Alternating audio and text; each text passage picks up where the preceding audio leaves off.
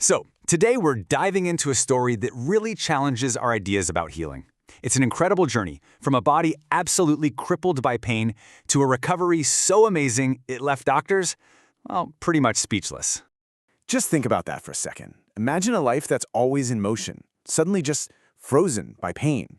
This single sentence right here, it captures the exact moment, the dramatic turning point that we're about to explore. You know, her story really forces us to ask a tough question.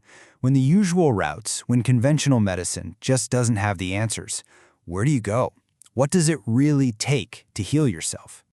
Okay, so to really appreciate how incredible her recovery was, we have to start at the beginning, with the breakdown. It all started when this really vibrant, active life took a sudden and very, very painful turn. Her life was all about movement. Pickleball, gardening, she was always on the go.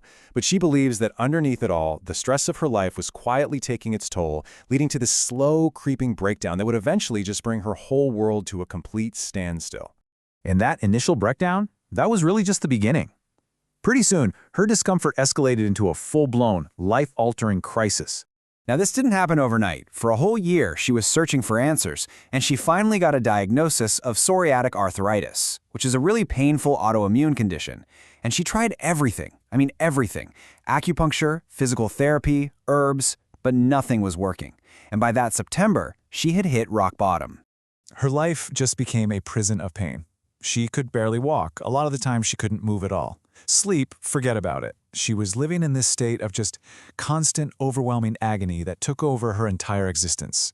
And at her absolute lowest point, in this moment of just complete despair, she turned to her husband and said those exact words. It's just a heartbreaking look into how deep her suffering really was.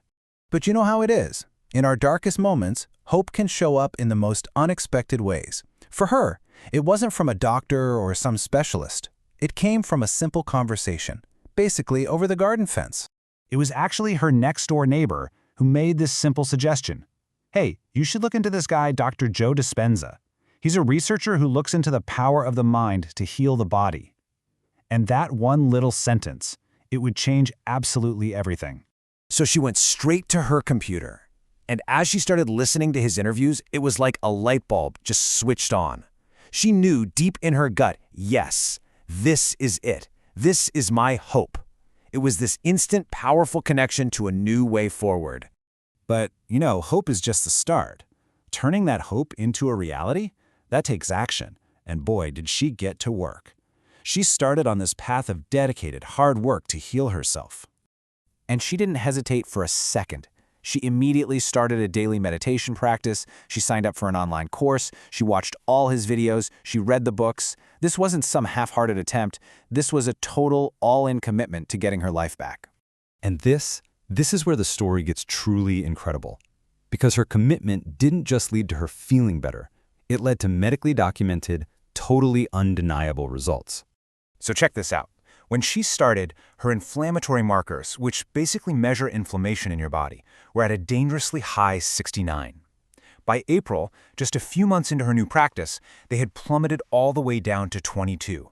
This wasn't just in her head. This was a huge physiological change happening in her body. Her own doctors were just floored. They were shaking their heads in disbelief, literally telling her, "I cannot believe you've done this without any medication." Her recovery just flew in the face of all conventional expectations. But the healing, it went so much deeper than just the physical. It was a transformation of her entire being.